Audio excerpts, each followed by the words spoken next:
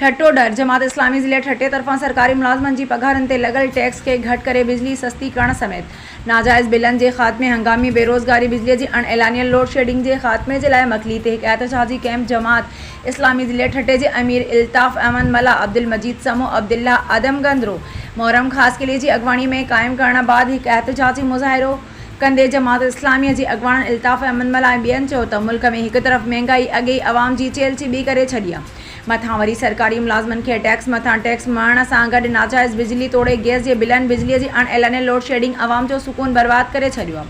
अवाम खे का बि बुनियादी सहूलियत मुयसर न आहे, न हिते